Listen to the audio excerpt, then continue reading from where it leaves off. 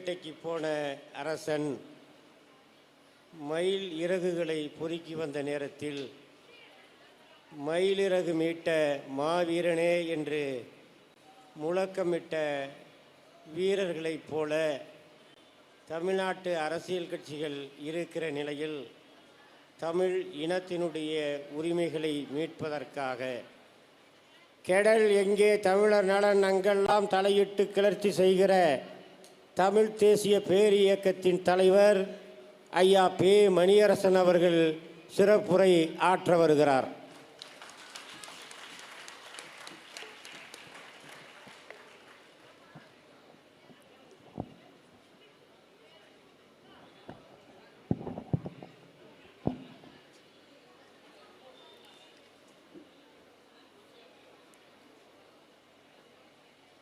கூட்டரசு கோட்பாட்டு சிறப்பு மாநாட்டிற்கு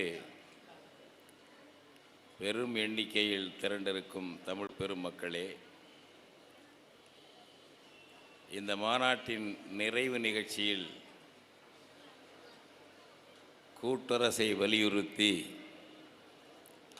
தேசிய இன தாயக உரிமையை மீட்க உறுதியெடுத்து எழுச்சி உரையாற்றி அமர்ந்திருக்கக்கூடிய நாம் தமிழர் கட்சியினுடைய தலைமை ஒருங்கிணைப்பாளர் எழுச்சி நாயகர் செந்தமிழன் சீமான் அவர்களே, இந்த அரங்கில் நிறைவரங்கில் தொடக்க உரையாற்றிய தமிழ் தேசிய பேரியக்க பொதுச் செயலாளர் அன்பு தோழர் வெங்கட்ராமன் அவர்கள் ஒரு மேடை பேச்சில் அரசமைப்பு சட்ட விவாத நுணுக்கங்களை அனைவரும் புரிந்து கொண்டு பாராட்டும் வகையில் பேசலாம் என்பதை மெய்ப்பித்து காட்டினார். நுட்பங்களை எல்லாம் எடுத்து சொன்னார்கள், நடந்த செய்திகளை எல்லாம் சொன்னார்கள். அதுபோல் அதற்கு முன்னர் நடந்த அந்த கூட்டரசு கருத்தரங்கு ஒன்று, ஆளுநர் பதவி தேவையா, வரி விதிக்கும் அதிகாரம் யாருக்கு இருக்க வேண்டும், உள்ளாட்சி தேர்தலை நடத்தாதவர்கள் மாநில சுயாட்சி பேசுவது உண்மையா என்ற பல்வேறு தலைப்புகளில் சிறப்பாக ஆய்வு கருத்துக்களை வைத்தார்கள்.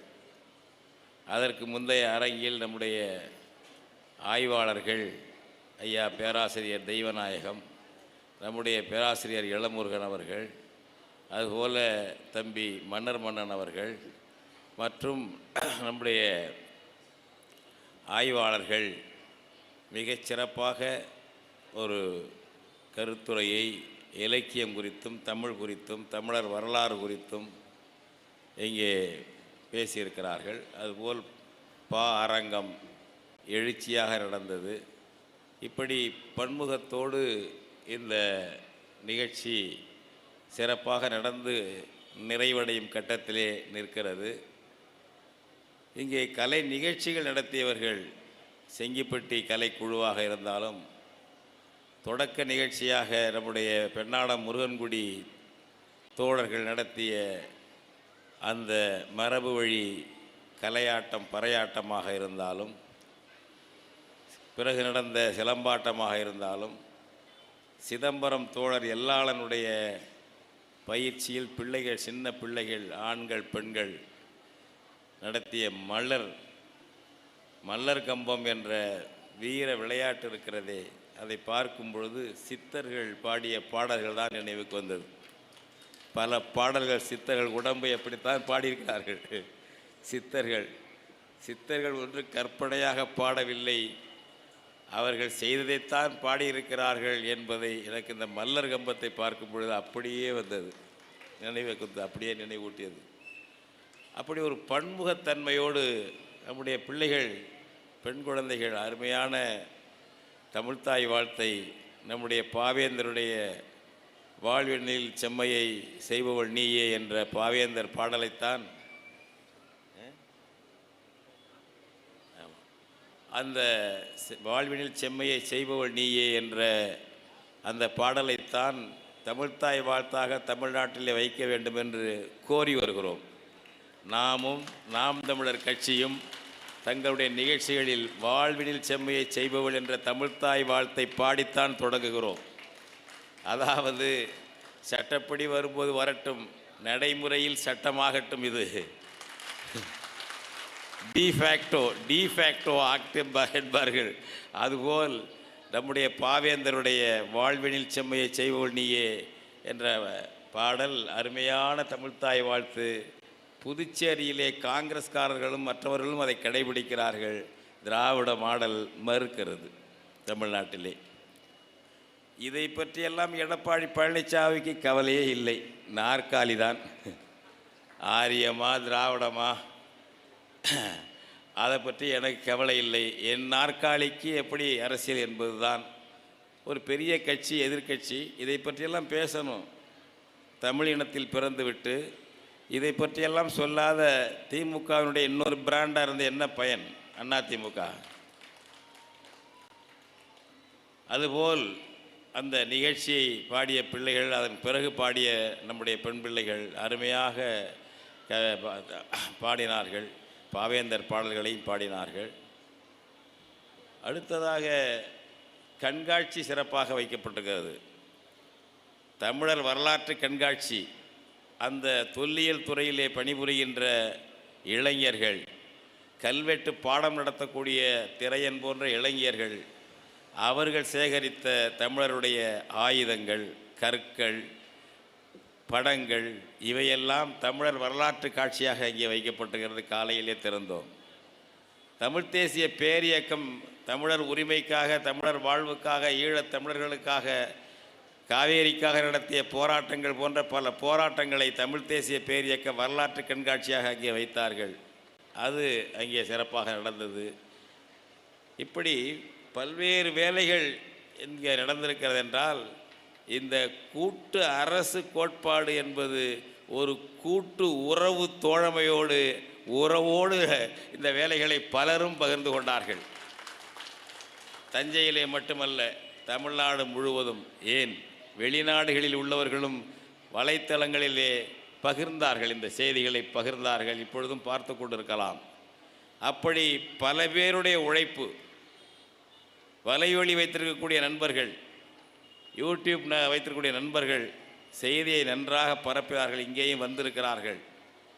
நமக்கு வேண்டியவர்கள், தமிழ் தேசிய கருத்துடையவர்கள், வேறு கருத்துடையவர்கள் என எல்லாருமாக சேர்ந்து இந்த மாநாட்டை முன்கூட்டியே, அதுவும் என்னிடம் சொல்லாமல், எனக்கு பிறந்த நாள் என்று அவர்களாக இந்த நிகழ்ச்சி என்னுடைய பிறந்த நாளுக்காக வைக்கப்பட்டது என்று எடுத்துக்கொண்டு விட்டார்கள்.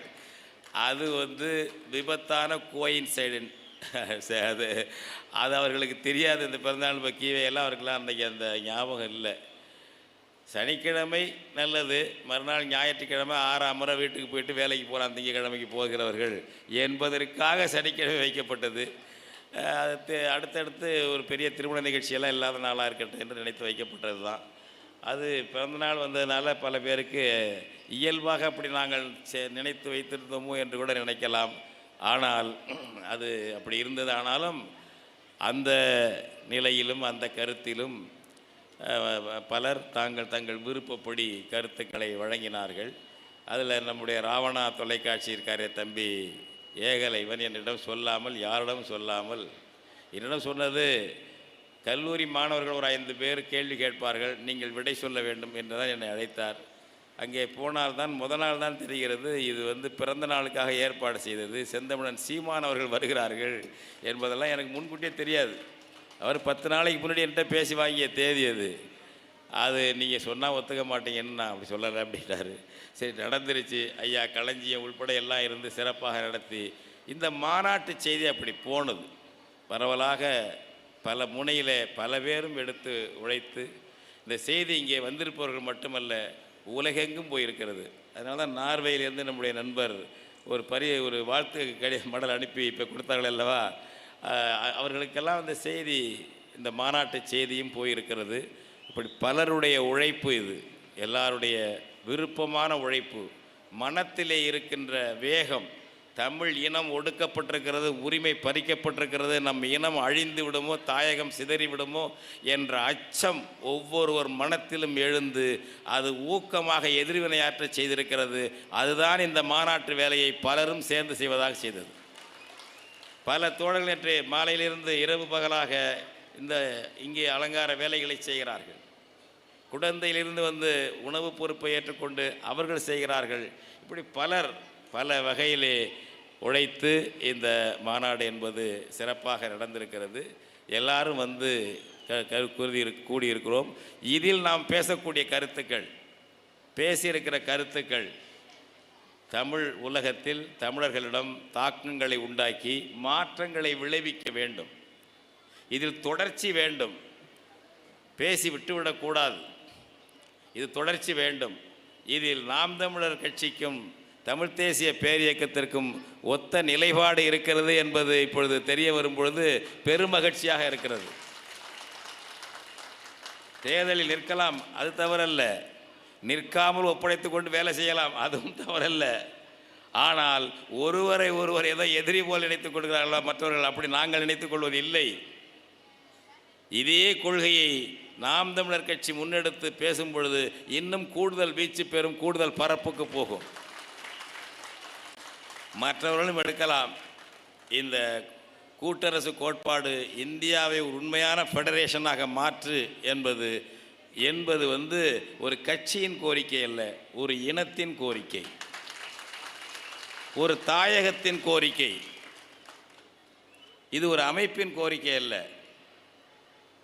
எல்லாரும் தான் நான் சொல்லுகிறேன், திரும்ப திரும்ப சொல்வது, தமிழன் என்றால் அதில் முற்போக்குவாதியும் இருப்பான், பிற்போக்குவாதியும் இருப்பான், நல்லவனும் இருப்பான், கெட்டவனும் இருப்பான். அது பிறப்பால் வருவது தமிழன் என்ற அடையாளம், ஒரு இனம். அதிலே முற்போக்கு கருத்துக்கள் அதிகம் இருக்கும் பொழுது அறம் சார்ந்ததா, நீதியோடு வாழ்ந்திருக்கிறது, வீரத்தோடு வாழ்ந்திருக்கிறது என்று சான்றுகள் கிடைக்கின்றன. ஒரு இனத்திலே இடதுசாரி இருப்பான், வலதுசாரி இருப்பான். இனத்தை மாற்ற முடியாது. ஆனால் ஒரு கயிறு திரித்து செயற்கையாக சொல்லக்கூடிய இந்தியனில் இடதுசாரி இருப்பானாம், வலதுசாரி இருப்பானாம், தமிழனில் இருக்க மாட்டானாம். தமிழன் பெருமையை பேசினா வலதுசாரி, வகுப்புவாதி. தமிழன் முதலமைச்சர் ஆகணும்னு பேசினா வகுப்புவாதி. ஏன் சொல்கிறாங்க? கர்நாடகத்தில் யாரும் சொல்கிறாங்களா கன்னடம் தான் முதல்வர் ஆகணும்? ஆந்திராவில் யாரும் சொல்கிறாங்களா தெலுங்கர் தான் முதல்வர் ஆகணும்னு சொல்கிறாங்களா? கேரளாவில் யாரும் சொல்கிறானா மலையாளி தான் முதல்வர் ஆகணும்னு? ஏன்? அவன் தான் வந்துக்கிட்டு இருக்காங்க. ஏன் சொல்கிறாங்க? அவனுக்கு என்ன தேவை இருக்குது? இப்போ இதனுடைய காரணங்களை அறியாமல் அவர் சும்மா இனம் பேசுவார்ப்பா. சரிப்பா, ஏப்பா பேசுகிறாரு? காளமாட்டு முதுகில் காக்கா ஏப்பா கொத்திக்கிட்டு இருக்கு, புண்ணு இருக்குது, எது கொத்திக்கிட்டு இருக்கு? ஏன் சொல்கிறாங்க? இந்த இனந்தாங்க, இந்த தமிழ் இனம்தான் இந்த புயலுக்கு. அதை இப்போ சொன்னார் பாருங்க ஐயா சீமான் சொன்னார் பாருங்க, திரு இடம்னு ஒரு ஒன்று யார் நம்ம கனிமொழி சொல்லுது, எல்லாம் கடைசி கழிச்சு வந்து திரு இடம். நான் கேட்டேன் அதுதான், அது என்ன புறம்போக்கா அந்த இடம்னு கேட்டேன். யாரு? அருள்மொழியா? மன்னிக்க வேண்டாம், அருள்மொழி தான். அருள்மொழி திராவிட கழக வழக்கறிஞர், நல்லா பேசுகிறவங்க, ஆய்வு பண்ணக்கூடிய பொண்ணு, நல்லா மதிப்பு உண்டு. கடைசியில் அந்த அம்மா வந்து சொல்கிறாங்க, திரு இடம்னு வச்சு ஒரு இடம், அது மதிப்போடு சேர்த்து திரு இடம்னு சொன்னாங்க. அந்த ஒரு இடங்கிறதுனா புறம்போக்கு இடமா? ஏண்டா 5000 ஆண்டுக்கு முன்னாடி தமிழ் நிலங்கிறாடுங்க, தமிழ்நாடுங்கிறான். எவனுக்கு இருக்குது? இங்கே அருமையாக அதையெல்லாம் தோழர் கீவே அவர்களும் எடுத்து சொன்னார்கள். எவ்வளோ 1000 ஆண்டுக்கு முன்னாடி சொல்கிறான். புறநானூரில் தமிழகம்ங்கிறான், அகநானூரில் தமிழகம்ங்கிறான். பரிபாடல் சங்க இலக்கியத்தில் தண்டமிழ் வேலி தமிழ்நாடு. தமிழ்நாட்டுக்கு என்னடா எல்லைன்னா தன்மை பொருந்திய குளிர்ச்சியான தமிழ் பேசுகிற மக்கள் வாழக்கூடிய எல்லை தாங்கிறான். என்ன 18ஆம் நூற்றாண்டில் கண்டுபிடிச்சானே? ஐரோப்பாவில் அடி கண்டுபிடிச்சிருக்கலாம். எங்காலும் 3000 ஆண்டுக்கு முன்னாடி கண்டுபிடிச்சிட்டான். ஐரோப்பியர்கள் நீங்கள் வந்து மார்க்கெட்டு கிரிக்கெட்டு போய் கிடப்பீங்க. அந்த மாதிரி ஒரு இனம், இயற்கையான ஒரு இனத்தில் வந்து அவர்கள் சொந்த தாயகத்திலேயே ஒரு தலைவராக வர முடியவில்லை, ஒரு முதல்வராக வர முடியவில்லை. வேற்று இனத்தார் தான் வர முடிகிறது. வரலாம் வேற்று இனத்தார், நான் அவர்கள் தான் வருவார்கள், தமிழன் வரவே முடியாது அப்படின்னா என்னன்னு கேட்குறேன். அதை விட்டுட்டு இருப்பாங்களா?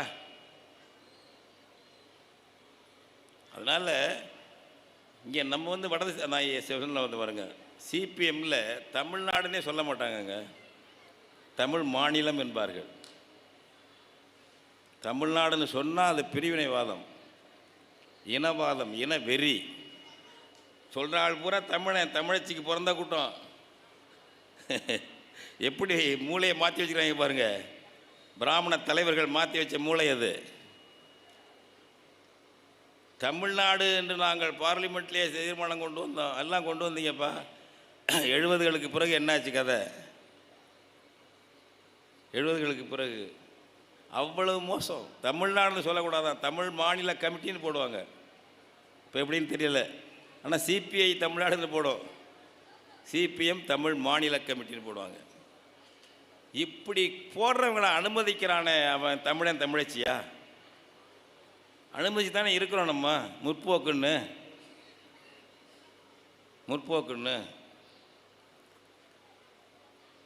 கம்யூனிஸ்ட் லெனின் தான் தேசிய இனங்களுடைய உரிமை பற்றி சிறப்பாக சொல்லி நடைமுறைப்படுத்தி காட்டினார் சோவியத் யூனியனில்.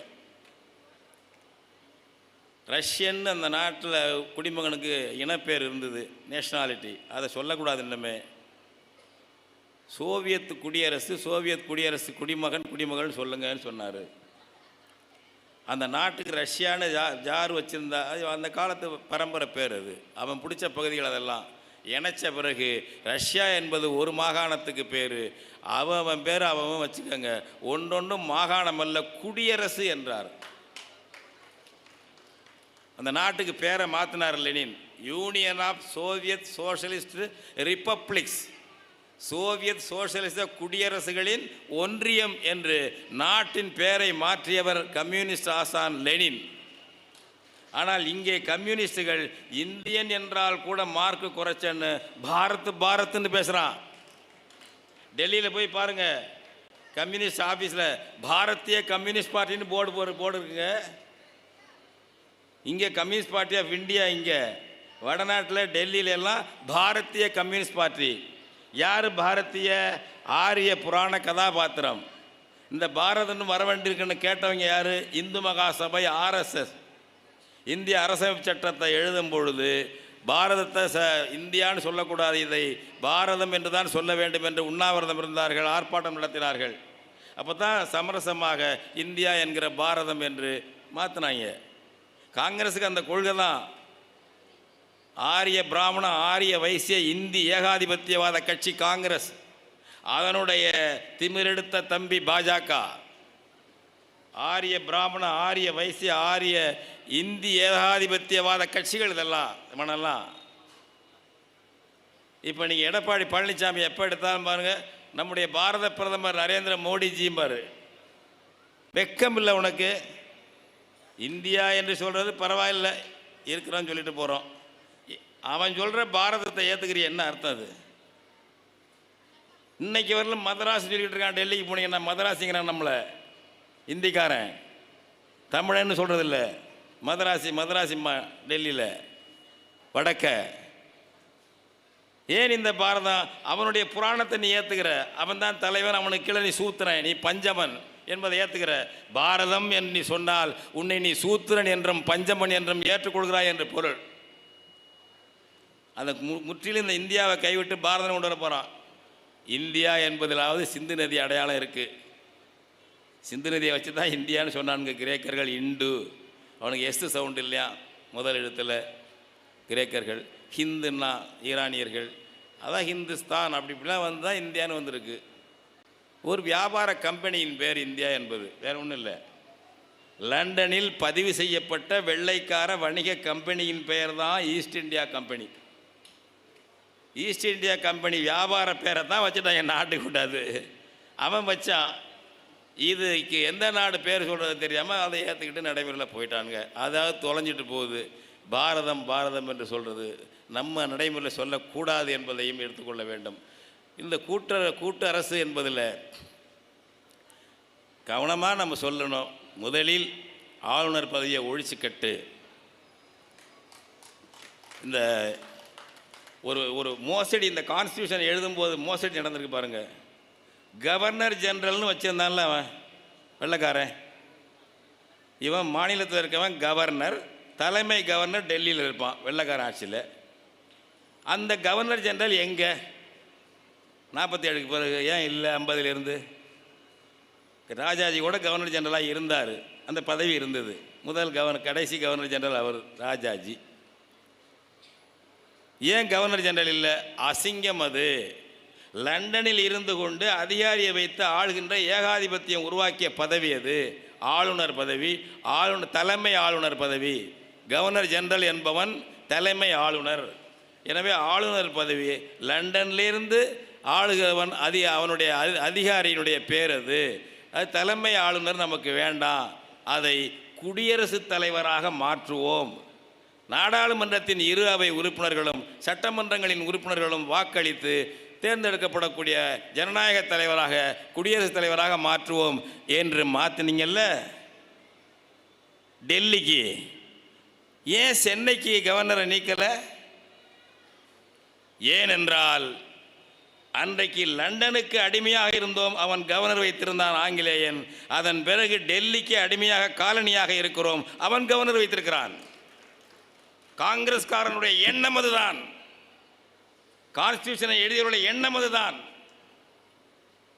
காலனிகள் இருக்க வேண்டும், டெல்லி அப்படியில் சுதந்திரமாக இருக்க வேண்டும். அது இந்திக்காரன் நாடு, அது ஆரியன் தேசம், சுதந்திரம் பெற்ற ஆரிய தேசம் இந்தியா என்பது. டெல்லிக்காரன் நாடு, இந்திக்காரன் நாடு அது. 10 மாநிலம் இருக்கான் இந்தியில் பேசிக்கிட்டு, ஆட்சி மொழி கல்வி மொழியாக வைத்துக் கொண்டிருக்கிறான். 225 எம்பிக்கள் இன்னைக்கு அவனுக்கு இருக்கிறான், இந்திக்காரனுக்கு மட்டும். நீங்கள் இந்த 39 59 ஆனாலும் ஒன்றும் பண்ண முடியாது, 69 ஆனாலும் ஒன்றும் பண்ண முடியாது. கண்ணுக்கு தெரியாத சிறுபான்மை. மிக மிக கொடிய ஒடுக்குமுறை கருவி இந்தியாவிலேயே இந்திய நாடாளுமன்றம் தான். நான் கேட்கிறேன், எங்கள் ஊர் ஆச்சாம்பட்டி, எங்கள் ஊரில் ஃபாரஸ்ட் இருக்குது, சின்னதாக இருக்குது, ஒரு காடு இருக்குது. அந்த காட்டில் ஒரு தொழிற்சாலை நடத்துறதுக்கு இப்போ ஸ்டாலின் வர்றார். சிப்காட் எங்கேயும் வச்சுருக்காருல்ல, சிப்காட்டை சிட்கோ கொண்டு வர்றாரு. நாங்கள் சில பேர் வேண்டாங்கிறோம், சில பேர் எங்கள் ஆட்களே வேணும்பாங்க. எங்களுக்குள்ள பெரும்பான்மை பார்க்குறதா, எங்களை சுற்றி உள்ள 10 கிராமத்தையும் சேர்த்துக்கிட்டு பெரும்பான்மை பார்க்குறதா? சொல்லுங்கள். ஆச்சாம்பட்டியில் சிப்காட் வர்றதா வேண்டாமா அப்படிங்கிறத எங்கள் எல்லைக்குள்ளற எங்கள் காட்டுப்பகுதியை பாதுகாக்கிறதுக்கு நாங்கள் சரி தேவையில்லைன்னு வாக்கெடுப்பு நடத்தி சொல்கிறதா, இல்லை சுற்று வட்டியில் உள்ள 10 கிராமத்தை கேட்போங்க அப்படின்னா ஒத்துக்குவோமா? இப்போ தமிழ்நாட்டில் என்ன நெல் போடுறது, என்ன நெல் விளைக்கிறது, நெல் விலையை தீர்மானிக்கிறது, ஈரப்பதத்தை என்னன்னு கணிக்கிறது, இதெல்லாம் நம்ம முடிவு பண்ணுறதா, டெல்லியில் முடிவு பண்ணுறதா?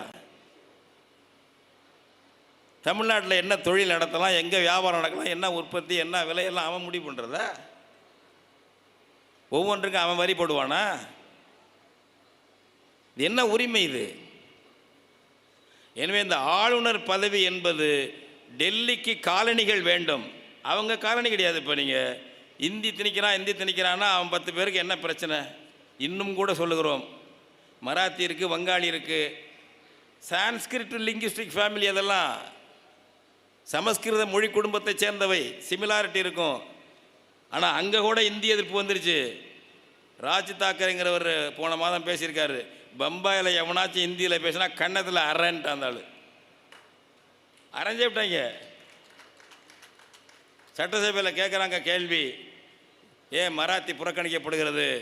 பாஜக முதல்வர் பட்னவிஸ் சொல்கிறார், வர்ற ஆண்டிலிருந்து மருத்துவ கல்வியை மராத்தியில் கொண்டு வருவோங்கிறார். பாஜக அவன் என்ன இருந்தாலும் அவன் மராத்திக்காரன், பிரச்சனை இங்கே அதானே. இங்கே வருதா? மருத்துவ கல்வியும் இப்போ பொறியியல் 2 பிரிவு கொண்டு வந்தீங்க, மருத்துவ கல்வி என்னாச்சு? இந்த 2 பிரிவும் உடுப்பலாமல் கிடக்கு.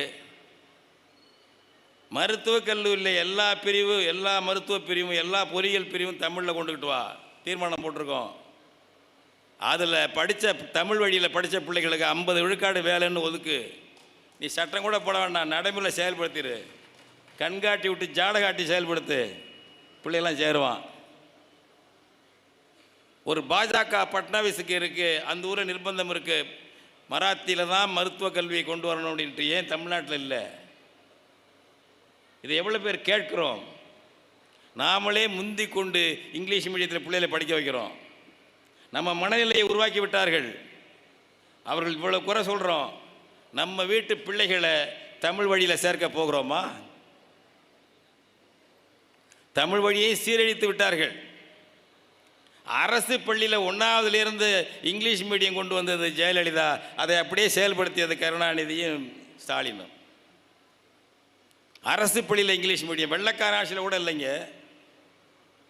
வெள்ளைக்கார ஆட்சியில் கூட 8ஆம் வகுப்பு தமிழ் இருந்தது, ஒரு மொழி பாடமாக தான் ஆங்கிலம் இருந்தது. இன்னும் சொல்ல போனால் எஸ்எஸ்எல்சி வரைக்கும் ஒரு மொழி பாடமாகத்தான் ஆங்கிலம் இருந்தது, மீடியமாக இல்லை. இப்பொழுது குழந்தை மழலையர் கல்வியிலிருந்து இங்கிலீஷு.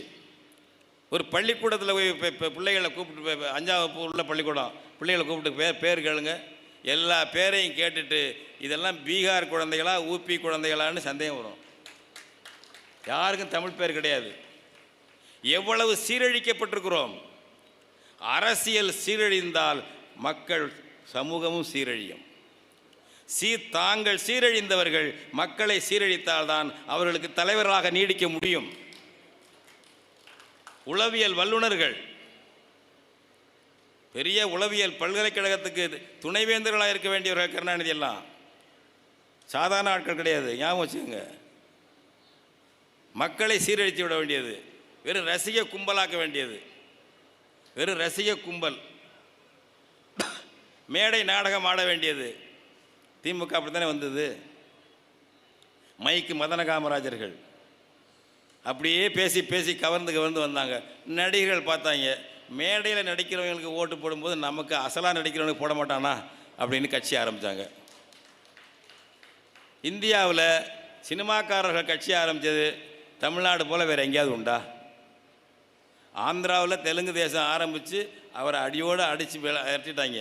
அவன் குடும்பத்திலே சண்டை என் டி ராமராவ் வீட்டில். வேறு எங்காவது? இப்போது ஒரு நடிகர் கட்சி தொடங்கியிருக்காரு. தேர்ந்தெடுத்து நடித்தாச்சு, பணத்தை வைக்க இடம் இல்லை, என்ன செய்கிறது, ஏது பண்ணுறது? அரசியல் போகும், செல்வாக்கு அதிகாரம் குறைவாக இருந்தான்னா எஸ்பி நமக்கு சல்யூட் அடிப்பார், டிஜிபி சல்யூட் அடிப்பார், முதல் மந்திரிங்கிறது பவனி வரலாம், அது போதும். மற்றபடி டெல்லிக்கு நம்ம பாளையப்பட்டா இருக்கிறோம், கப்பம் கட்டிட்டு போகிறோம், நமக்கு ஒரு பிரமுகர், நமக்கு ஒரு செல்வாக்கு, ஒரு பதவி, சல்யூட் அடிக்க போலீஸ் கிடைக்கும்ல. இது எவ்வளோ கோடீஸ்வரனாக இருந்தாலும் தனிநபருக்கு கிடைக்காது, அரசியல்வாதியாக இருந்து பதவிக்கு போனால் கிடைக்கும் என்ற ஆசையில் வருகிறார்கள். வேறு எதுக்கு வர்றாரு அந்த நடிகர்? இப்போ அவருக்கு ரசிகர்கள் இருக்காங்க. அந்த ரசிகர்களை அரசியல் ரசிகர்களாக மாற்றிடலாம்.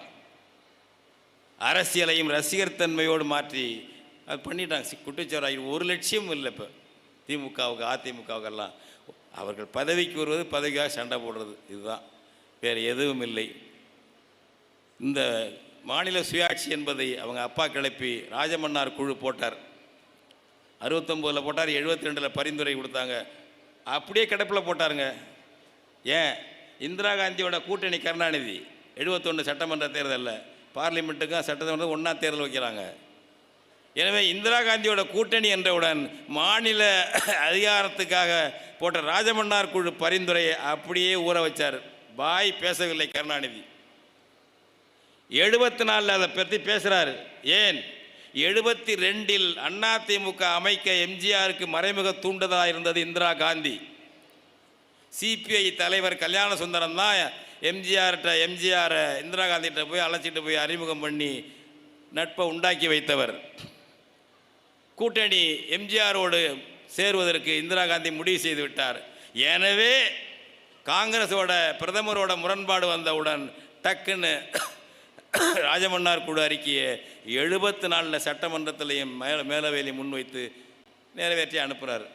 நிறைவேற்றி அனுப்பியவர் அதை பற்றி அதன் பிறகு பேசவே இல்லைங்க, பேசவே இல்லை. ராஜமன்னார் சொல்ல அந்த அறிக்கையில் 356 நீக்கணும், மாநில அரசு கலைஞருடைய பிரிவை நீக்கணும், அது மாதிரி உள்ள 365 நீக்கணும், ஐஏஎஸ் ஐபிஎஸ் அதிகாரிகள்லாம் அவன் போடக்கூடாது, அந்த அந்த கேட்டகரியே காலி பண்ணிடணும், அதெல்லாம் தமிழ்நாடு மாநிலமே போட்டுக்கணும், என்ற பரிந்துரைகள் இருக்குது. பெருசாக அவங்க ஒன்றும் அதுக்கு மேலே பண்ணிடலை. அதை என்னைக்காவது பேசியிருக்காரா கருணாநிதி? இன்னைக்கு வரல ஸ்டாலின் பேசுகிறாரா ராஜமன்னார் குழுவில் இப்படி சொன்னாங்கன்னு?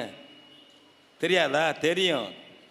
அதெல்லாம் தெரிஞ்சாக்க நீங்கள் நாளை கேட்பீங்க, தமிழன் தமிழச்சிக்கு அறிவு வந்துடும், விழிப்புணர்ச்சி வந்துடும். இந்த ஆளுக்கு பதில் சொல்ல முடியாது, சந்தர்ப்பவாதிக்கு, முகாம் மாறுற நபருக்கு. எனவே அந்த ஞானம்லாம் வந்துடக்கூடாது தமிழன் தமிழச்சிக்கு என்பதில் கருணாநிதியும் எச்சரிக்கையாக இருந்தார், மகன் ஸ்டாலினும் எச்சரிக்கையாக இருக்கிறார். ஏன் சொல்ல வேண்டியதுன்னு அதை அது படிக்க மாட்டியே? என்னென்னமோ பாட்டெல்லாம் எழுதிடுறாங்க, பாவேந்தர் பாட்டெல்லாம் எழுதிடுறாங்க உங்களுக்கு ஆள்கள், இது சொல்ல மாட்டாங்களா? நீ ராஜமன்னார் குழு அறிக்கை என்னைக்காவது பேசியிருக்கீங்களா? ஏஎல் முதலியார், சென்னை பல்கலைக்கழக துணைவேந்தர் 25 ஆண்டுக்கு மேலே இருந்தவர், லட்சுமண சாமி முதலியார் உறுப்பினர். அதில் சந்திரா ரெட்டி தலைமை நீதிபதியாக இருந்தவர் ஆந்திராவில், உறுப்பினர். அதில் ராஜமன்னார் நீதிபதியாக இருந்தவர் தான். ஏஎல் முதலியார் அதில் சொல்லுகிறார், பேசுகிறார், இந்த அரசமைப்பு சட்டம் என்பது ஒரு ஃபெடரேஷன் அல்ல, இது ஒரு யூனிட்டரி ஸ்டேட்டு தான், ஒற்றையாட்சி தான், ஃபெடரேஷன் போல் தோற்றம் அளிக்கும் என்கிறார் ஏஎல் முதலியாருங்க. அவர் என்ன தமிழ் தேசியவாதியா? இயல்பாக உலக அரசியல் சட்டங்களை படித்தவர் சொல்லுகிறார். அவர் எப்போ இந்த கமிட்டியில் சொல்லுகிறார், ரிப்போர்ட் ஆகிருக்கிறது, ராஜமன்னார் குழுவில் பேசியிருக்கார். அதை இதெல்லாம் கருணாநிதி பண்ணிக்க பார்க்க மாட்டார், அதை பேசுகிறாரா? இன்றைக்கி இவ்வளோ சண்டை இந்த ரவி, ஆர்எஸ்எஸ் ரவியோட சண்டை இருக்குதுன்னு சொல்கிறீங்கல்ல, ஆர்எஸ்எஸ் ரவியோட இப்போ பேசும்போது கூட என்ன சொல்கிறாரு துணைவேந்தர் கூட, எனக்கு ரவிக்கு தனிப்பட்ட பகை ஒன்றும் கிடையாது, நாங்கள் நல்லா தான் இருக்கிறோம். அப்புறம் வேறு என்ன தான் பகை உனக்கு? லட்சிய பகை. லட்சிய பகைன்னா ஆளுநர் பதவி வேண்டான்னு சொல்ல வேண்டியதானே? ஆட்டுக்கு தாடி எதற்கு நாட்டுக்கு ஆளுநருக்கு அண்ணா கேட்டார். இதுதான் மோசடி அடுக்குமொழி. இதில் ஏமாறுறான் தமிழன் தமிழச்சி. ஆட்டுக்கு தாடி எதற்கு, நாட்டுக்கு ஆளுநர் எதற்கு? ஆட்டுக்கு தாடினால என்னங்க ஆபத்து சொல்லுங்க? ஒப்பிடலாமா? உவமை சொல்லலாமா? ஏண்டா, ஆளுநர் பதவி என்பது ஓனாய் பதவி. அது சொல்ல உனக்கு துணிச்சல் இல்லை அல்லது கொள்கை இல்லை. தமிழனை ஏமாத்துறதுக்காக ஆட்டுக்கு தாடி எதற்கு, ஷேவ் பண்ணி விட்டு வா, அதுக்கு ஒன்றும் வலிக்காது. இதை மயங்கிறது அண்ணா அண்டே சொன்னார், அண்டா அண்டாவை சொன்னார். இந்த மாதிரி ஊமைகள் சொல்வது ரசிகர்களாக மாற்றி விடுறது, கும்பலை கைதட்டுற ரசிகர்களாக மாற்றுறது, அப்புறம் நைஸாக எஜமானுக்கு சல்யூட் போட்டு அவன் கொடுக்குற பதவியை அடைஞ்சிக்கிறது. இதுதான் திராவிடம், திராவிடத்துடைய மாநில சுயாட்சி, வேறு எதுவும் கிடையாது. இப்போ ஒரு எடுத்திருக்காரு ஸ்டாலின், தந்திரத்தை பாருங்கள். உச்சநீதிமன்ற நீதிபதி குரியன் ஜோசப் தலைமையில் குழு போட்டிருக்காருல்ல, எப்போ அவங்க இறுதி அறிக்கை தருவாங்களாம்? 2 ஆண்டு கழிச்சு. 2026 தேர்தலெலாம் முடிஞ்சு 2 ஆண்டு கழிச்சு. எதுக்கு? இடைக்கால ஒரு அறிக்கை தருவார்கள், அப்புறம் இறுதி அறிக்கையை 2 ஆண்டு கழிச்சு. கமிஷன் போட்டேன், ஒரு கமிட்டி போட்டேன்னு மக்கள்கிட்ட கணக்கு காட்டுறதுக்கு. அவங்க ஏதாவது தப்பித்தவறி உண்மையிலேயே உரிமைகளை எதாவது கேட்கலான்னு சொல்லிவிட்டாக்க ஆபத்தாச்சேன்னு இப்போ சொல்லாத என்ன வாய் அடைக்கிறதுக்கு 2 வருஷம் கழிச்சு அதை அப்படியே போட்டுருவாங்க. ஒரு ஃப்ராடுங்க. இப்போ நீங்கள் அன்னை தமிழ் அர்ச்சனைன்னு வந்தது பாருங்கள். போன 2021 ஆகஸ்ட்டில் இவங்க தொடங்கினாங்க அன்னை தமிழ் அர்ச்சனைன்னு கோயிலில். எங்கேயும் நடத்துறதில்ல. அதெல்லாம் அனைத்து ஜாதியினர் அர்ச்சகராக போடுறேன்னு கொஞ்சம் கேரளாவை பார்த்து போட ஆரம்பித்தார். அக்ரஹாரம் எதிர்த்தது, அப்படியே மடங்கினார். உயர்நீதிமன்றத்தில் அக்ரஹாரத்துலேருந்து வழக்கு போட்டானுங்க மயிலாப்பூரில் இருந்து. அந்த வழக்கில் அக்ரஹாரத்துலேருந்து வைக்கிறாங்க, ஐயர்கள் கோரிக்கை வைக்கிறாங்க. ஆகம கோயிலில் ஆகமப்படி அவாள் தான் இருக்கணும், ஐயர் தான் இருக்கணும். ஆகமம் இல்லாத கோயிலில் வேணால் இந்த சூத்திரால் போக்குவரத்து 10 ஜாதி இருக்கலாம். அதனால் ஆகம கோயிலில் அக்ரஹாரத்துலேருந்து உள்ளவங்க தான் இருக்கணும், அதுதான் ஆகமம் சொல்லுதுன்னு சொல்லிட்டாங்க அவங்க வக்கீல். அது இல்லை, அப்படிலாம் ஒன்றும் இல்லை, அப்படி சொன்னாலும் அது செல்லாதான்னு சொல்லிட்டான் சுப்ரீம் கோர்ட் ஏற்கனவே. ஆகமம் அப்படி சொல்லுகிறது என்று சொன்னாலும் கான்ஸ்டியூஷன் ஆர்டிக்கிள் 14க்கு அது பொருந்தாது, அதை எடுத்துக்க மாட்டேன்னு சொல்லிட்டான் சுப்ரீம் கோர்ட்டில். ரஞ்சன் கோகோய் சொல்லிட்டான். 72ல் அதுக்கு முன்னாடி இந்த கருணாநிதி அர்ச்சகர் போட்டார்ல தமிழ் தமிழர்களை, அந்த 72லையும் சுப்ரீம் கோர்ட்டில் சொல்லிட்டான். அதையெல்லாம் அப்படியே மறைச்சிட்டாங்க. அப்படி எந்த ஆகமும் சொல்லவில்லைன்னு சொல்கிறான் ரஞ்சன் கோகோய் சுப்ரீம் கோர்ட்டில். 2015 நினைக்கிறது டிசம்பரில். எல்லாம் தமிழ்நாட்டுக்கு வந்த வழக்கு தான். அதுவும் சாதி பார்த்துத்தான் அர்ச்சகரை நியமிக்க வேண்டும் என்று எந்த ஆகமும் சொல்லவில்லை. இந்த மொழியில்தான் அர்ச்சனை செய்ய வேண்டும் என்று எந்த ஆகமும் சொல்லவில்லை. ஒரு கால் அப்படி ஏதாவது சொல்லியிருந்தால் அது செல்லாது. ஏனெனில் இந்திய அரசமைப்பு சட்டத்துக்கு எதிரானது. இதை எடுத்து பல தடவை போட்டோங்க. அப்புறம் அவன் கேட்குறான், மயிலாப்பூர்காரன் கேட்குறான்னு சொல்லி ஆகம கோயில் அப்படின்னா நம்ம ஒரு வக்கீல் இருந்தார், பேர் என்ன, அவர் போயிட்டார். அவர் இப்போ ராமனை கொண்டாந்து போட்டாங்க. ராமன் பேரனை சண்முக சுந்தரம் அட்வொகேட் ஜெனரல் வந்து கருத்து கேட்குறாரு. இந்த கம்பெனிக்கிட்ட ஸ்டாலின் போக்குவரத்து கேட்டுறாங்க. அவங்க என்ன சொல்கிறாங்களோ அதை கேட்டுட்டு போயிடுங்கிறாரு. டக்குன்னு கோர்ட்டில் என்ன சொல்கிறாரு, தமிழ்நாடு அரசு சார்பில் சண்முக சுந்தரம் என்ன சொல்கிறார், அட்வொகேட் ஜெனரல், நீங்கள் பார்த்து அந்த ராஜஸ்தான்காரர் தான் இப்போ இருந்தார், சீஃப் ஜஸ்டிஸாக இருந்தார், நீங்கள் பார்த்து முடிவு செய்யுங்கன்னாரு. அவன் பார்த்தா ரிட்டையர் ஆகல ஆள், அவரும் அக்ரஹாரம் ஆர்எஸ்எஸ் இருக்கு. சரி, ஆகம கோயில் என்னான்னு பார்த்து ஒரு ஆய்வு பண்ணுவோம். எது ஆகம கோயில், எது ஆகமம் இல்லைன்னு ஆய்வு பண்ணுவோம். ஆகமம் இல்லாத கோயிலில் எல்லா ஜாதியும் போட்டுக்கலாம் தகுதி உள்ளவங்கள. ஆகம கோயிலில் என்ன ஜாதி சொல்லுதோ அதை மத்தி மட்டும் போடுவோன்னு முடிவு பண்ணிக்குவோம். இப்போ ஆகம கோயில்களில் நீங்கள் ஆய்வு பண்ணுறதுக்கு இந்த கமிட்டி போடணும்னு ஒரு கமிட்டி போட்டாங்க. 2 வருஷம் ஆச்சு அந்த கமிட்டி போட்டு. எங்கேயாவது வேலை செய்கிறானா, ஆய்வு பண்ணுறானா? ஏன் அதை மறைச்சு அதை அப்படியே பின்வாங்கி அக்ரஹாரத்திட்ட சலாம் போடுறது தானே. அனைத்து ஜாதியினர் அர்ச்சகரை நிறுத்திட்டார் ஸ்டாலின். அன்னை தமிழ் அர்ச்சனை எந்த குடமுழுக்களும் கிடையாது. இந்த அம்மாலாம் உட்காந்துருக்காங்க. இங்கே பாரு 4 தீர்ப்பு வாங்கியிருக்கிறோம். தஞ்சாவூர் பெருவுடையார் கோயிலுக்கு 2 ஒரு தீர்ப்பு, கரூர் பசுபதியூர் கோயிலுக்கு ஒரு தீர்ப்பு உயர்நீதிமன்ற மதுரை கிளையில், அதுக்கப்புறம் சென்னையில் அவங்க அம்மா சேலத்தில் 1, இன்னொரு கோயில் 4 தடவை உயர்நீதிமன்றம், சென்னை உயர்நீதிமன்றம், 2 மதுரை 2 சென்னை, பாதி தமிழ் பாதி சமஸ்கிருதத்தில் செய்யலான்னு உத்தரவு கொடுத்துருக்கான். ஸ்டாலின் முடியாதுன்னு இருக்கான். எந்த கோயில் குடமுழுக்குலையும் தப்பித்தவறி வேள்வி சாலையிலையோ குடமுழுக்கு கோபுர கலசத்திலையோ தமிழ் மந்திரமும் தமிழ் அர்ச்சகனும் தண்ணி ஊற்றுறது வரக்கூடாது என்பதற்கு காவல் தளபதியாக அமைத்தப்பட்டிருக்கிற நபர் தான் சேகர் பாபு. தமிழ் வந்து விடாமல் தடுப்பதற்குள்ள ஒரே நபர் இந்து சமய அறநிலையத்துறை அமைச்சர் சேகர் பாபு. ஒவ்வொரு குடமுழுக்கையும் முன்னாடியே போயிடுவார். ஏன், எவனாச்சும் அங்கே இருக்கிற அதிகாரி இந்த பயில பேச்சை கட்டுக்கிட்டு இந்த மாதிரி வர்றவங்க பேச்சை கட்டுக்கிட்டு தமிழை கொண்டு வந்துடுவாங்க. ஸ்டாலின் சொல்லி அனுப்புவார், பார்த்துக்க சேகர் பாபு, பார்த்துக்க, நீ வட சென்னையில் என்னென்ன பண்ணி அது மாதிரி பண்ணிக்க. ஒவ்வொரு கோயிலையும் போயிட்டு பாருங்கள். பழனி முருகன் கோயிலா, தமிழ் நாங்கள்லாம் அங்கே போராடணும், கைதானோம், போராடணும். சேகர் பாபு தமிழ் வராமல் பார்த்துக்கிட்டார். இப்போ திருச்செந்தூர் முருகன் கோயில் வரப்போகுது, தமிழ் வராமல் பார்த்துக்குவாங்க. அப்போ எதுக்கு அவங்க இந்த கமிட்டி போடுவது என்பது, நான் சொல்ல வந்ததுக்கு, தமிழே கைவிட்டாச்சு. அன்னை தமிழ் அர்ச்சனை எங்கேயும் கிடையாது. சாதனை பட்டியலில் அதை சொல்கிறதும் கிடையாது ஸ்டாலின். இப்போ அந்த 75 விழுக்காடு தமிழர்களுக்கு வேலை தனியார் துறையில் சொல்கிறதில்ல இல்லை, அது மாதிரி இதையும் சொல்கிறதில்லை. அதுபோல் இதுக்கு இப்போ என்ன பண்ணுறாங்கன்னா, இந்த கமிட்டி இருக்கு பாருங்கள், குரியன் ஜோசப் கமிட்டி, அதோடு விட்டு போயிடுவாங்க. மடை மாற்றுவதற்கு, திசை திருப்புவதற்குத்தான் மாநில சுயாட்சி கோரிக்கையை வைத்து வாக்கு வாங்கணும். உண்மையில் மாநில சுயாட்சி கோரிக்கை வரக்கூடாது, விழிப்புணர்வு தமிழன் தமிழச்சிக்கு வரக்கூடாது என்பதுதான் ஸ்டாலினுடைய அந்தரங்கம். அதற்கு போட்ட கமிட்டி தான் குரியன் ஜோசப் கமிட்டி.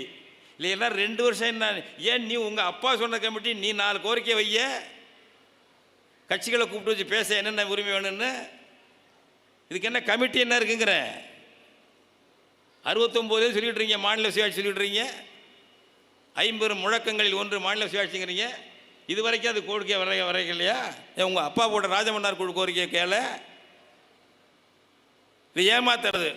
உடனே அந்த ஒட்டுண்ணிகள் இருக்குல்ல, பெருசாக ஸ்டாலின் கமிட்டி போட்டிருக்காரு மாநில சுயாட்சிக்கு.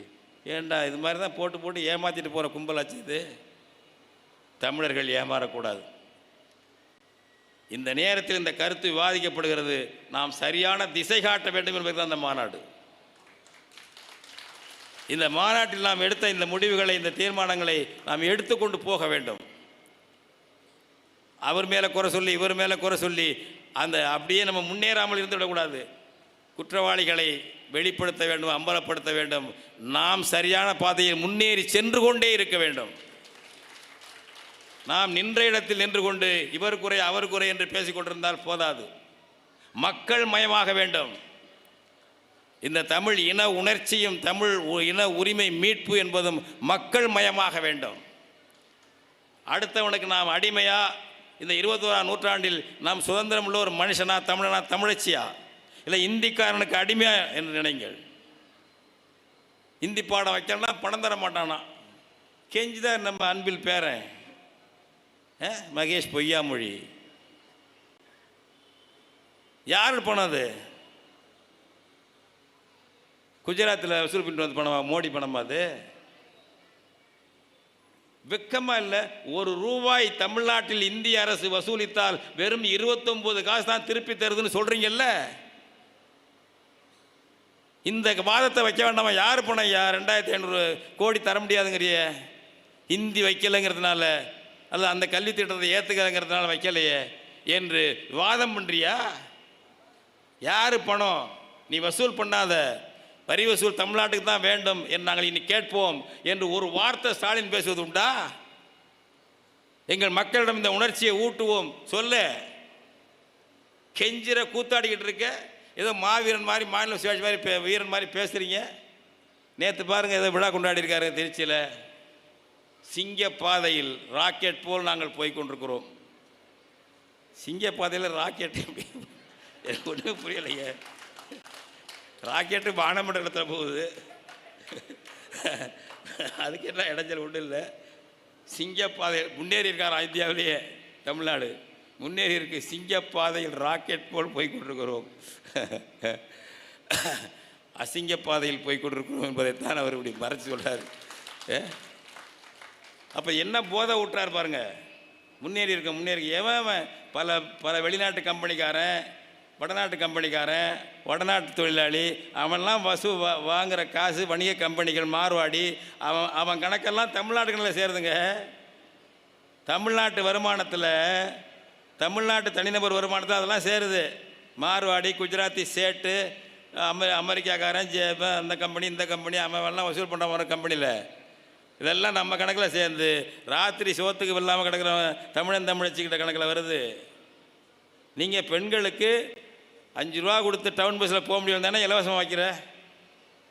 தமிழ் பெண்களுக்கு ₹5 ₹10 கொடுத்து நகர பேருந்தில் போக முடியலை என்று சொல்லித்தானே சென்னையில் நீ இலவசமாக பெண்களுக்குன்னு சொல்கிற. அவ்வளோ வறுமையில் இருந்து தானே கொடுக்குற. இல்லை, எதுக்காக நீ அதை கொண்டு வர்ற? ₹1000 பணம் உதவி பணம் பெண்களுக்கு கொடுக்குறேங்கிற எதுக்காக? வறுமையில் இருக்கிறார்கள், கஷ்டப்படுகிறார்கள். அப்புறம் முன்னேறி உலகத்தையே நாங்கள் முன்னேற்றம்னு சொல்லி என்ன அர்த்தம்? அது தப்புலையும் அடிக்கல, தவறுலையும் அடிக்கிற. உலகத்திலே முன்னேறிய இனத்துக்கு எதுக்குடா பொம்பளை பிள்ளைகளுக்கு இலவச பஸ் விடணும்?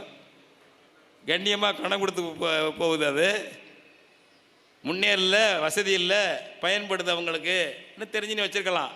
அப்போ அதானே நிலைமை, அவங்க வறுமை நிலை, குடும்ப நிலை அதுதானே.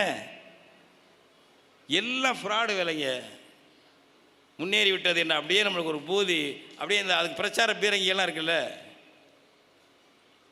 அதில் பலனடையக்கூடிய அங்கே உள்ள ஆட்கள் இருக்காங்க. ஒட்டு திண்ணைகள் இருக்கே, அது கொஞ்சம் நஞ்சம் இல்லை. ஐயோ, அப்படியே அதை பேசிக்கிட்டு பேசி அவ்வளவு சாதனைகளை பண்ணி ஒரு திராவிட போதையை ஊட்டி கொண்டிருக்கிறார்கள். இந்தியன் என்பதை முதன்மைப்படுத்தினாலும் தமிழனை, தமிழ்நாட்டை மறுக்கிறான் என்று எடுத்துக்கொள்ளுங்கள். திராவிடன் என்பதை திணித்தாலும் தமிழனை, தமிழ் தேசியத்தை, தமிழர் தாயகத்தை மறுக்கிறான், சிதைக்கிறான் என்று எடுத்துக்கொள்ளுங்கள். உள்ளதை உள்ளபடி பேசு. எங்களுக்கு தமிழன், தமிழ்நாடு, இந்தியாவோடு இருக்கலாம், இன்னென்ன நிபந்தனைகளோடு இருக்கலாம், இவ்வளோதான். புரியுதா? கல்லானாலும் கணவன், புல்லானாலும் புருஷங்கிற பெண்ணடிமை பொழியாக தான் ஒழிஞ்சு போச்சு. புரியுதா? பாரத மாதாவுக்கு நாங்கள் அடிமை இல்லை, நாங்கள் அடிமை இல்லை. நிபந்தனை போடுகிறோம், சேர்ந்திருப்போம், சமத்துவத்தோடு சேர்ந்திருப்போம். இந்திக்காரன், ஆரியன், இந்தி ஆதிக்கத்தின் கீழ் தான் இருப்போம் என்றால் சேர்ந்திருக்க மாட்டோம். இந்தியாவை ஒற்றுமையாக வைத்திருப்பதும் அதை சிதைப்பதும் உங்கள் கையில் இருக்கிறது. இந்தி ஏகாதிபத்தியவாதிகளே, ஆரியத்துவவாதிகளே, பாரத மாதா பஜனை கோஷ்டியே, உங்கள் கையில் இருக்கிறது இந்தியாவின் ஒற்றுமை. நீ ஜனநாயகத்தோடு, சமத்துவத்தோடு எல்லா மொழி, எல்லா இனம், எல்லா மக்களையும் நடத்தினால் ஒற்றுமையாக இருப்போம். நாங்கள் தான் ஆளுவோம், எங்களுக்கு கீழ்ப்படிதலோடு நீங்கள் எல்லாம் பெரிஃபெரியில் இருங்கள் என்று தமிழனையோ தெலுங்கனையோ வங்காளியையோ மராத்தியோ நீ நடத்தினால் அவனவன் பாதையை தேடிக்கொள்ளுவான். தமிழனும் தனி பாதையை தேடிக்கொள்வான். உன் கையில் இருக்கிறது. இந்தியாவை ஒற்றுமையாக வைத்திருப்பதா பிரியை சிதற விடுவதா என்பது இந்தி ஏகாதிபத்தியவாதிகள் கையிலே இருக்கிறது. எதற்காக இங்கே இந்தி வர வேண்டும்? ஒரே மொழி தமிழ் மொழி. எங்களுக்கு ஒரு மொழி கொள்கை தான். இந்த மும்மொழி கொள்கை மோசடி கொள்கை, இருமொழி கொள்கை ஏமாற்று கொள்கை. அதை வச்சுக்கோங்க. படிக்கிறது இன்னொரு மொழி படிக்கலாம், நம்ம ஆங்கிலம் படிக்கலாம், தப்பு இல்லை. ஒரு லாங்குவேஜாக எல்லா பாடத்தையும் அதில் படிக்கிறது தப்பு. அது மாதிரி பல்வேறு கருத்துக்களை வைத்து இந்த அரசமைப்பு சட்டத்தில் என்னென்ன மாற்றங்கள் நீக்கங்கள் வேண்டும் என்ற விஷயங்கள் எல்லாம் பேசுவோம், இன்னும் பேசுவோம். இது ஒரு தொடக்கம். கருத்தரங்குகள் அங்கங்கே நடக்கட்டும். இந்த கான்ஸ்டியூஷனை வச்சு எல்லாம் நடக்கட்டுங்க. மனம் விட்டு பேசலாம். இப்போ இந்த புதிய கல்விக் கொள்கை வந்த உடனே கல்விக் கொள்கையை பற்றி நம்ம ஐயா ஜவஹர் நேசன் உட்பட எவ்வளவோ பேர் கருத்தரங்கு நடத்தி எவ்வளோ கருத்துக்களை உருவாக்குனாங்க. இப்போ இங்கே நம்ம தம்பி இவர் பேசினார், உள்ளாட்சி பற்றி அருமையாக பேசினார். அவர்களாம் களத்தில் செயல்பட்டு இருக்காங்க. அந்த மாதிரி நம்ம இந்த அரசியல் சட்டத்தை பற்றி அங்கங்கே கருத்தரங்குகள் நடத்துங்க, எழுதுங்க. நம்ம உரிமைகள் உலக நாடுகளில் என்ன ஃபெடரேஷன் எப்படி இருக்குது என்பதையும் பாருங்கள். நமக்கு அதை விட தனித்தன்மையான விஷயங்கள் நம்மகிட்ட இருக்குது. அவன்லாம் ஒரு காரணத்தில் ஒன்றா இருக்கான். இப்போ யுஎஸ்ஏ என்றால் எல்லாருக்கும் பொதுமொழி இங்கிலீஷாக போயிடுச்சாங்க. தனித்தனி நாடாக இருந்தாங்க. அவன் பொதுமொழி இங்கிலீஷ் இல்லை. அப்பொழுதே அவன் இன்னும் கூடுதல் நெருக்கமாக இருக்கலாம். ஆனாலும் அவன் ஒரு ஃபெடரேஷன் வச்சுருக்கான். இப்போ சுவிட்சர்லாந்து என்றால் எல்லாம் அந்த ஓரம், ஜெர்மனி ஓரத்தில் ஒதுங்கினது, ஃப்ரான்ஸ் ஓரத்தில் ஒதுங்கினது, அப்புறம் இத்தாலி ஓரத்தில் ஒதுங்கினது, அப்புறம் இன்னொரு மொழி. இது ஒரு மையம். இது அவங்களுக்கு ஒரு கூட்டாட்சி. இப்படி விசேஷத்தன்மை இருக்கிறது. ஜெர்மனியில் வச்சுருக்கான் ஃபெடரேஷன்.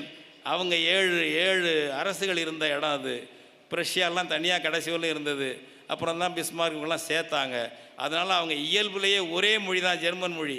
ஆனால் ஃபெடரேஷன் வச்சுருக்கான். அந்த நாட்டுக்கு இப்பொழுதும் பேர் எஃப்ஆர்ஜி தான். ஃபெடரல் ரிப்பப்ளிக் ஆஃப் ஜெர்மனி என்று வைத்திருக்கிறார்கள், கூட்டாட்சி வைத்திருக்கிறார்கள். அதுபோல நம்ம கனடா என்று இருக்கிறது என்றால் அவன் 4-5 மாநிலம் வச்சுருக்கான். ஒரு மாநிலம் கியூபெக், ஃப்ரெஞ்சு பேசுகிறவங்க, பாக்கியெல்லாம் இங்கிலீஷ் பேசுகிறவங்க தான். அவன் ஒரு ஃபெடரேஷன் வச்சுருக்கான். இந்த கூட்டாட்சிகளை எல்லாம் விட பன்மைத்தன்மை உடையது இந்தியா. ஞாபகம் வச்சுக்கோங்க. ஒப்பிடவே முடியாது. யுஎஸ்ஏயை விட, சுவிட்சர்லாந்தை விட, கனடாவை விட, ஜெர்மனியை விட பல மடங்கு கூட்டரசு இறையாண்மை உரிமை இங்கே தேசிய இனங்களுக்கு வேணும். ஒன்னொன்றும் பக்கா தனித்தனி தேசிய இன நாடுகளாக இருந்தது. பிரித்தானிய பீரங்கிகளின் வல்லுறவுக்கு பிறந்தது இந்தியா, வேறு ஒன்றும் கிடையாது. அதனால் இந்த கூட்டாட்சிகளை விட இது மாடல் கிடையாது. நம்மை விட அவங்க மேலாக இருக்கிறார்கள் சொல்லுகிறோமே தவிர. 40 வருடங்களுக்கு முன்பு இந்த கதவுகள் திறக்கப்பட்டது. இதுவரை 60,000த்திற்கும் மேற்பட்ட குழந்தைகளை செயற்கை கருத்தரித்தல் முறையில் உருவாக்கியிருக்கிறது. அனுபவம் வாய்ந்த மருத்துவர்கள், அதிநவீன தொழில்நுட்பம். நாங்கள் பிரசாந்த் ஃபெர்டிலிட்டி. அது கிரேட் ருஷ்யன்ஸ் தன்னை சொல்லிக்குவாங்க, மகா ருஷ்யர்கள் என்று தன்னை சொல்லிக் கொள்வார்கள். ஜார்ஜியராகிய ஸ்டாலின் மகாருஷ்யரை விஞ்சிய மகாருஷ்யராகிவிட்டார் என்று ஸ்டாலினுடைய இந்த மோடி மாதிரி ஸ்டாலின், குஜராத்தி இந்திக்காரனாக இருக்கார்ல, அது மாதிரி ஜார்ஜிய இனத்தை சேர்ந்த ஸ்டாலின் கட்சிக்கு நாட்டுக்கு தலைவரான உடனே அதிதீவிர ரஷ்யன் ஆகிவிட்டார். மற்ற இனங்களை மதிக்கிறதில்லை. இது உடம்பு சரியில்லாத இருந்த லெனினுக்கு தெரிஞ்சு குறிப்பு அனுப்புகிறார். ஏன்ப்பா அந்த பள்ளிக்கூடத்தில் அவன் தாய்மொழியில் ஏன் வாத்தியார் இல்லைன்னு கேட்குறான், நீ வைக்க வேண்டியதாடே அப்படிங்கிறதுக்கு. அதுக்கெல்லாம் எனக்கு காசு இல்லைன்னு ஏன் சொல்கிற? அப்படி உனக்கு அதுக்கெல்லாம் அவனுக்கு சம்பளம் கொடுக்க காசு இல்லைன்னா அவனை தனியாக விட்டுரு, அவன் நாடு நடத்திக்கிட்டோம். லெனின் எழுதுனதுங்க, ரஷ்யாக்காரன், மிக மிக உத்தமமான மனுஷன். அப்போ தான் சொல்கிறாரு லெனின், ஜார்ஜிய இனத்தில் பிறந்த ஸ்டாலின் மகாருஷ்யரை மிஞ்சிய மகாருஷ்யராக செயல்படுகிறார் என்று சாடுறாரு. குஜராத்தில் பிறந்துட்டு மகா இந்திக்காரனாக நடந்துக்கிறாங்கல்ல, அமித்ஷாவும் மோடியும், அது மாதிரி அங்கே ஜோசப் ஸ்டாலின். அப்படியெல்லாம் அந்த மயக்கத்தில் இருக்க வேண்டியதில்லை. நாம் அதை விட கொஞ்சம் சோவியத் யூனியனில் இருந்தது. அந்த ஆணவம் இல்லை என்றால் அவங்க இன்னும் இருப்பாங்க. 72 வருஷம் இருந்தாங்க. அவங்க 72 ஆண்டு சேர்ந்து இருந்தாங்க. அது ஒன்றும் மாற்றம்லாம் இல்லை. அது ரஷ்ய இன ஆதிக்கமும் ஊடுருவலும் வந்த பிறகு அவங்க பிரிஞ்சு போனாங்க. அப்படி இல்லாமல் அந்த முன்மாதிரி மாதிரி ஒரு நல்ல முன்மாதிரியை கேட்கணும். இப்போ நீங்கள் நம்ம கேட்குறோம்னா ஒப்பீட்டளவில் அங்கே கூட இருக்கிறதுனால சொல்கிறாங்க.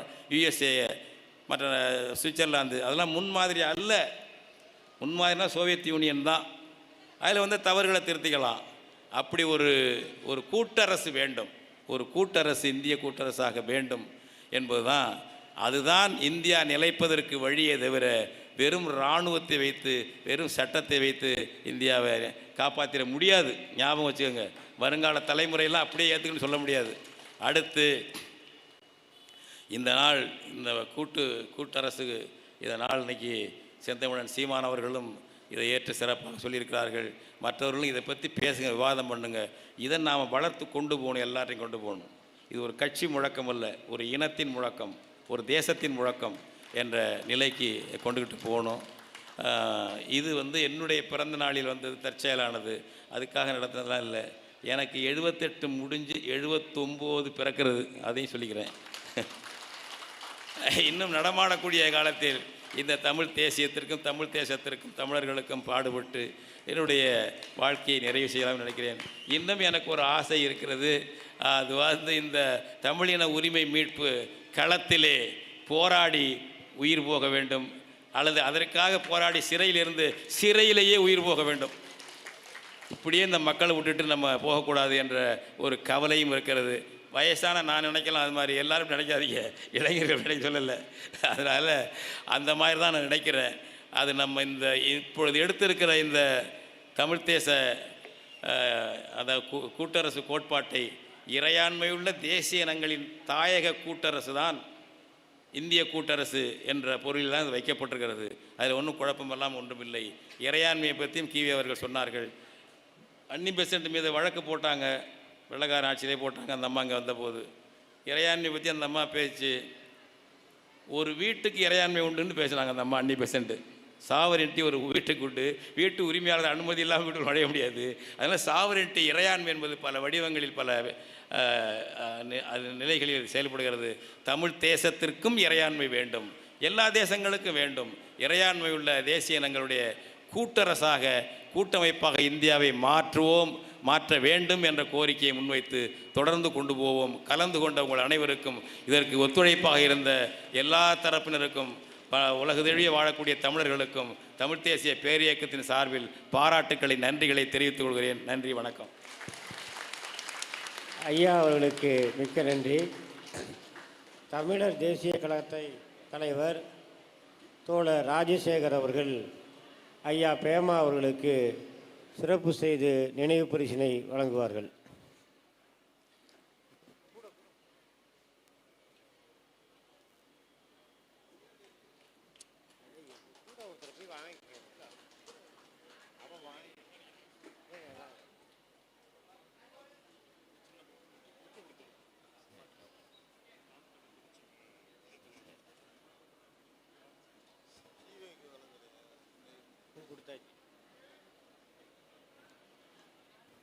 நான் எப்பொழுதும் பேச்சுக்கு அதிக முக்கியத்துவம் கொடுப்பதில்லை.